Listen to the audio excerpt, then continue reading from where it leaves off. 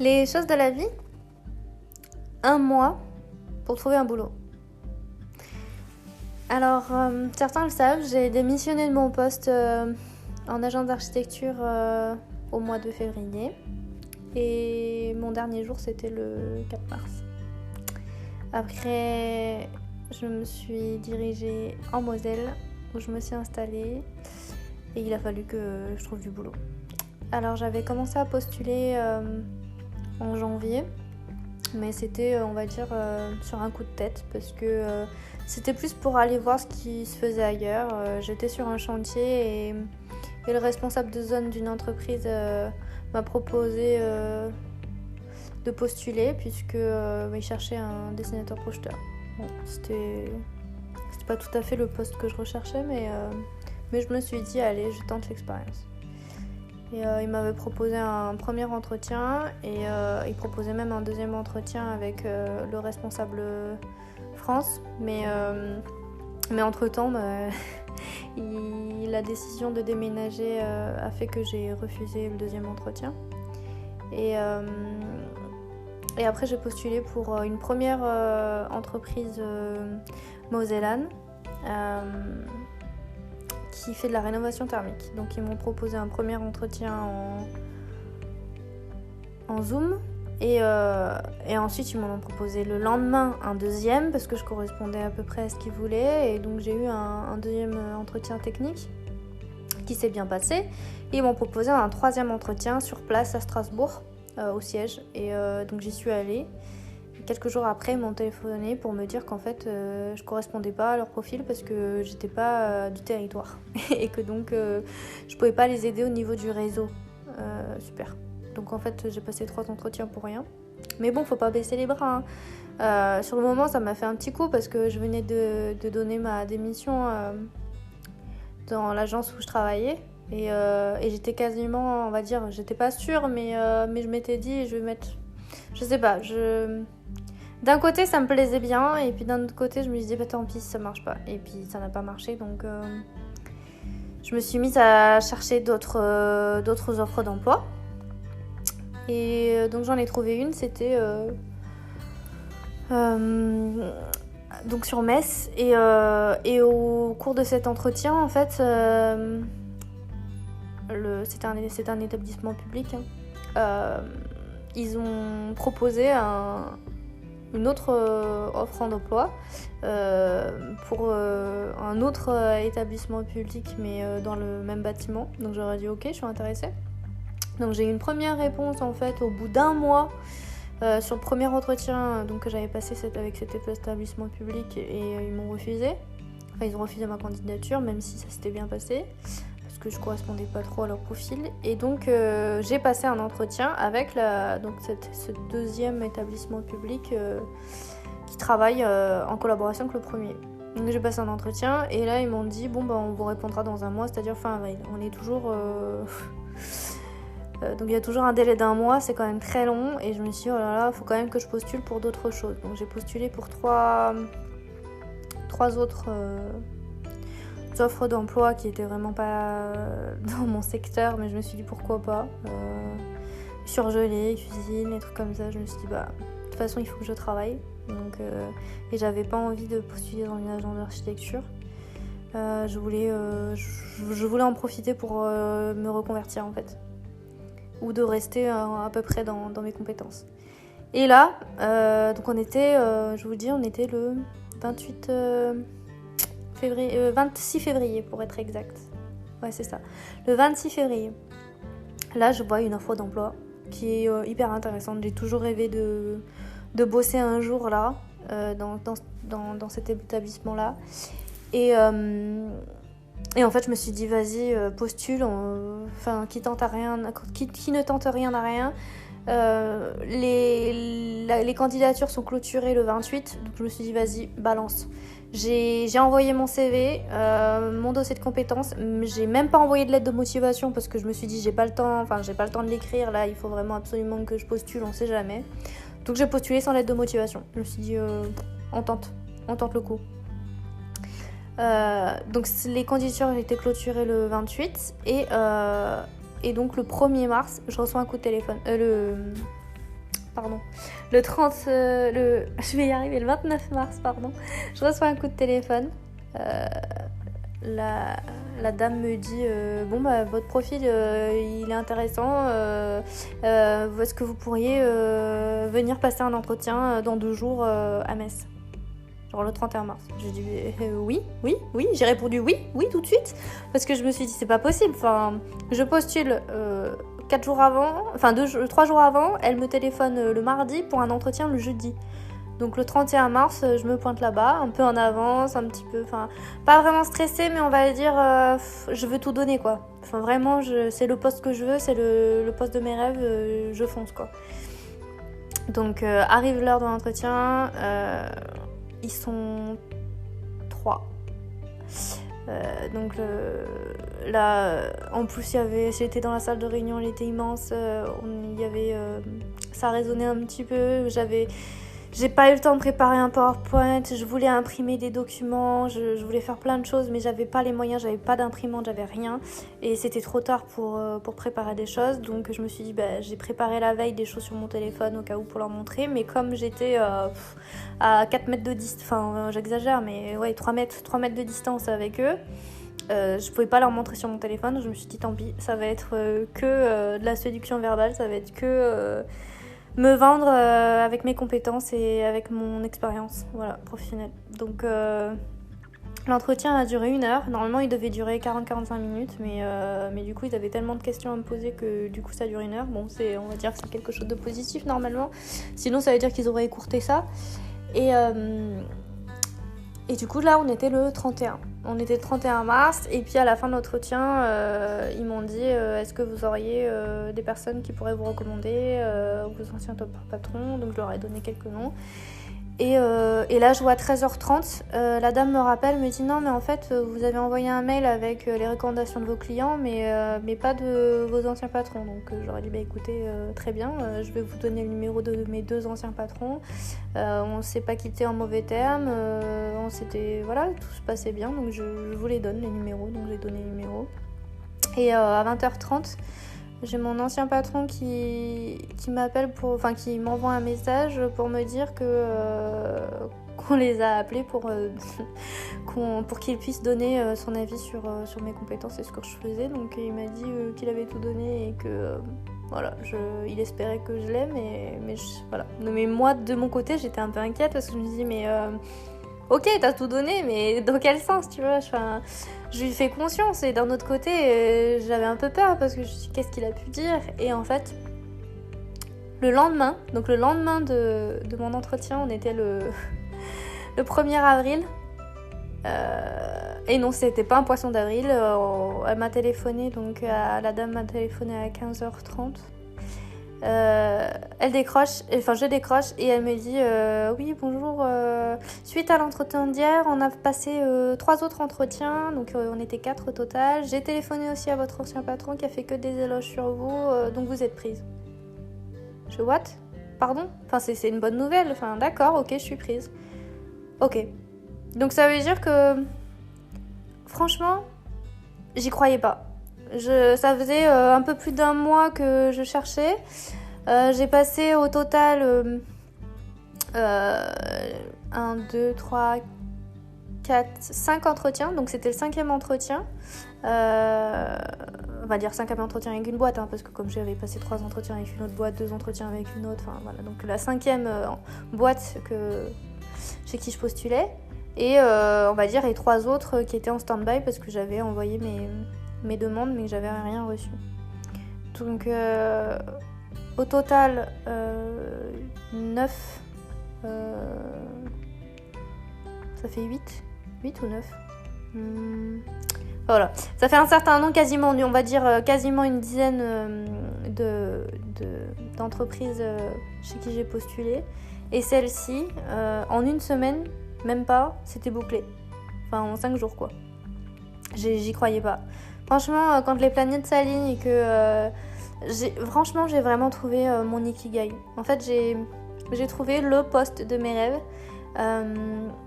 correspondant à mes compétences que j'ai acquises pendant mon parcours universitaire et pendant mes expériences professionnelles. C'est tout ce que je voulais. Travailler en équipe, travailler avec une équipe pluridisciplinaire. Metz, c'était une ville que je connais pas, mais elle a des siècles d'histoire. C'est une ville d'eau, c'est une ville d'histoire, c'est une ville qui est royale, c'est une ville épiscopale, c'est une ville qui rayonne en fait dans le Grand Est. Alors bien sûr, mon Auvergne chérie, c'est pas du tout, voilà, elle est toujours dans mon cœur, mais me dire que je vais travailler dans une ville qui me plaît, un travail qui me plaît, des valeurs qui me plaisent, et en plus de ça, voilà, c'est un cadre idyllique, et là où j'habite, c'est un endroit où je me sens protégée, c'est un endroit où je me sens à l'aise, et franchement, je vous le dis, ne lâchez rien. Quand vous postulez, moi je postulais, postuler, on va dire, pas n'importe comment, mais de manière... Il n'y a pas de sous-métier, donc je vous dis, j'ai postulé pour une boîte de surgelés pour de la livraison. Et ils m'ont répondu que finalement, ils cherchaient un autre profil, mais c'est pas grave.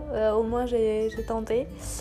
Et c'est pour dire que franchement, faut pas lâcher les bras. Un mois, c'est à la fois long et court. Donc je suis vraiment très contente. Là, je vais entamer le processus de démarche administrative pour pouvoir commencer à travailler au plus vite, parce que j'ai vraiment hâte de travailler avec cette équipe qui est dynamique et qui a hâte de me voir aussi, parce qu'on leur a annoncé mon arrivée et celle de ma future collègue aussi.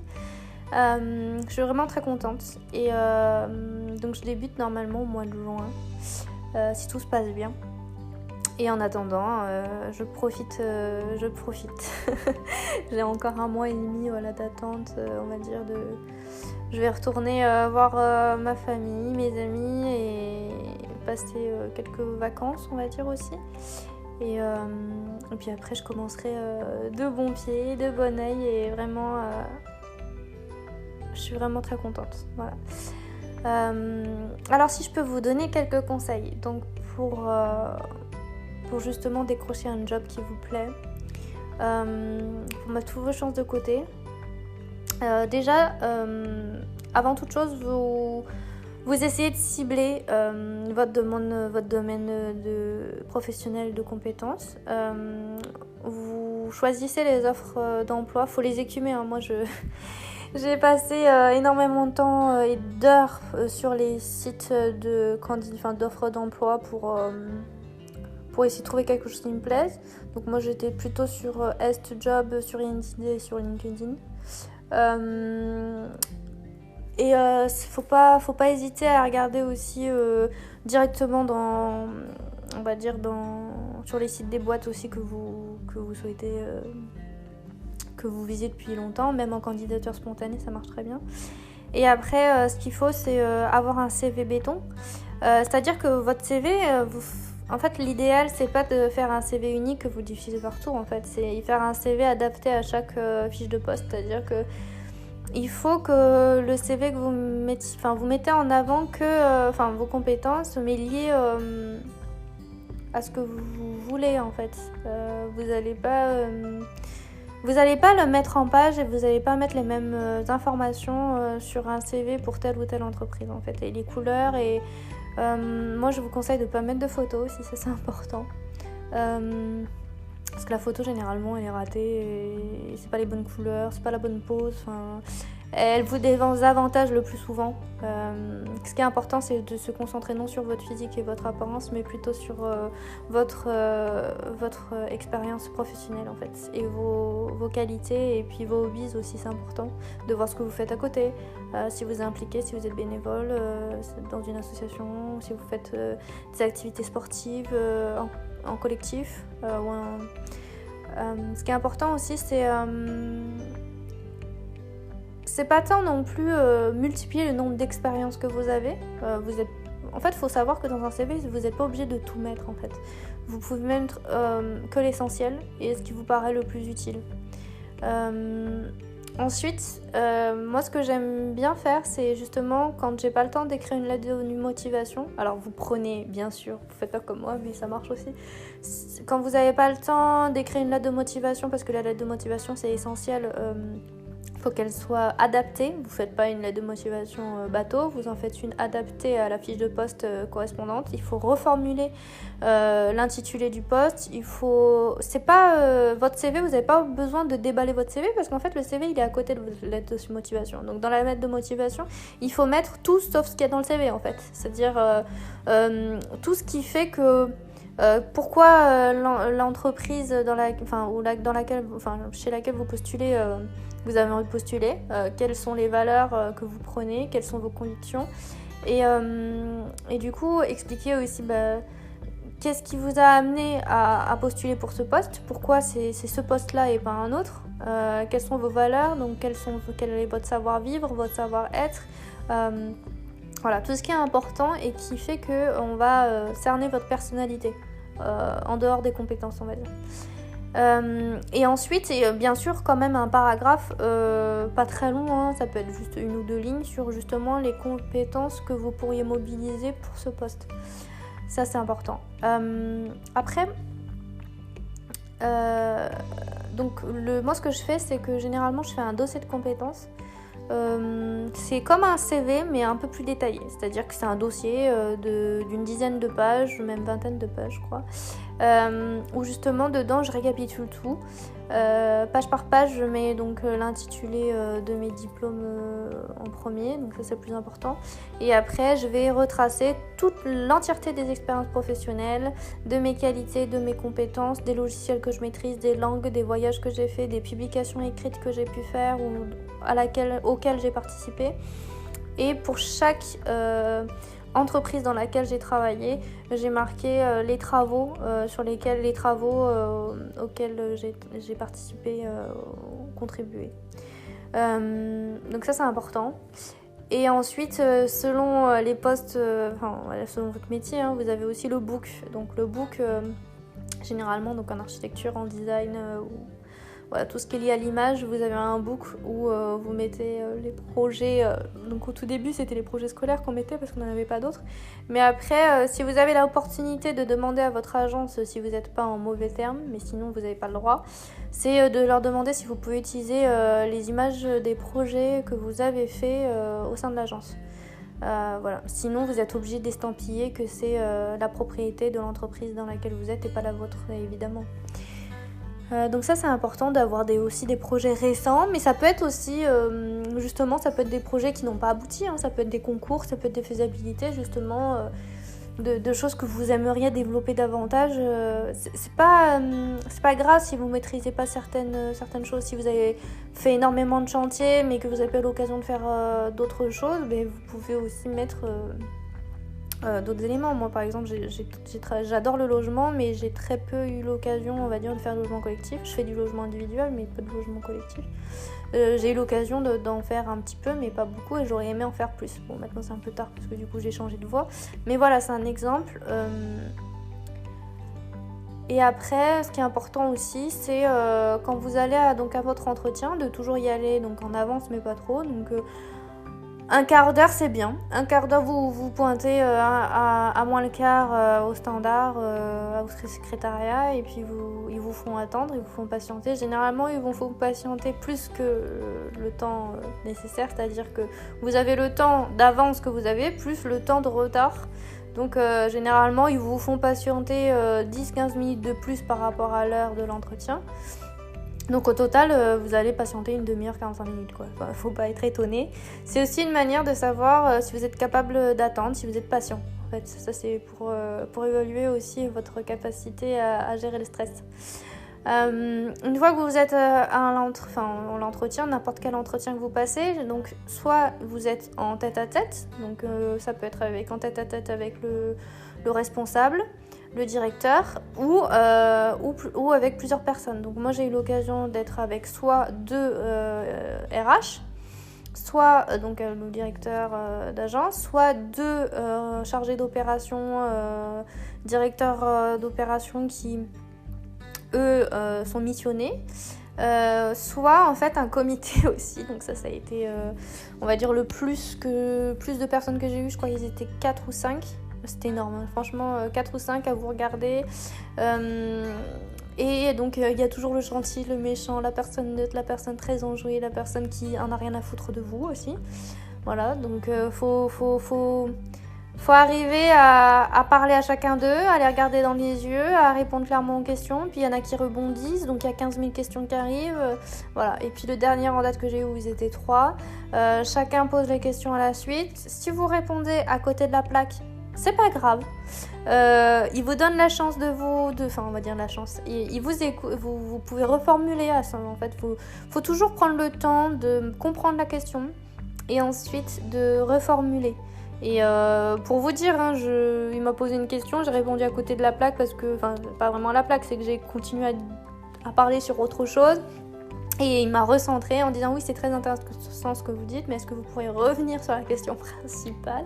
Ce que j'ai fait après, hein, mais disons que j'ai pas forcément la réponse tout de suite. Donc ce qu'il faut, c'est pendant que je disais autre chose, je réfléchissais en fait à ce que j'allais dire. C'est important en fait des fois de...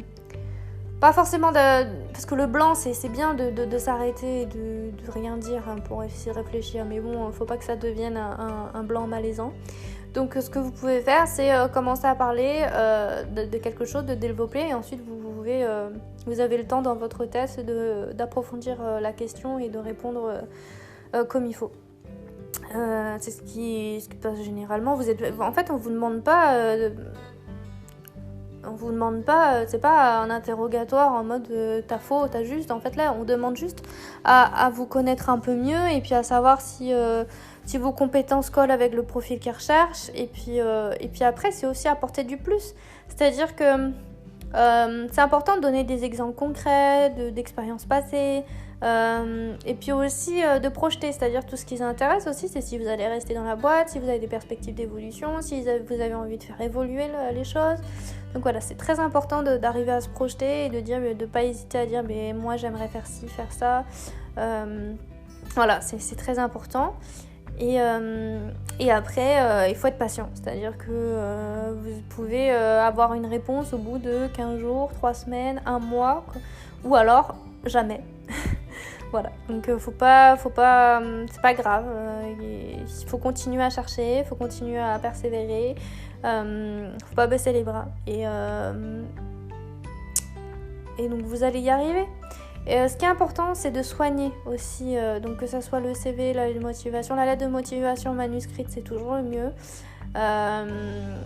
De bien écrire. Vous pouvez recommencer 15 000 fois si vous voulez, mais s'il vous plaît, faites pas de lettre de motivation à l'ordinateur, ça craint. Toujours, une lettre de motivation, ça se fait toujours à la main. Par contre, votre CV, bien sûr, vous le faites à l'ordinateur, vous le faites bien. Bien belle présentation, pas des couleurs criardes, quelque chose de sobre, élégant. Et pareil, la manière dont vous vous habillez pour aller à l'entretien, c'est très important. Voilà, je veux pas... Alors, c'est important de rester dans des couleurs sobres, des teintes sobres, des lignes épurées, bien coiffées, bien soignées. Alors moi je dis le maquillage, pas vraiment. Mais les mains soignées, les ongles propres. Moi j'évite les talons. En général j'évite les talons. Je suis quelqu'un qui porte tout le temps des talons. Mais on va dire à des entretiens, je mets rarement des talons. Je crois que je l'ai mis une fois des talons et j'ai regretté parce que c'est pas... Quand je suis partie, c'était pas ouf quoi. Ça fait clac.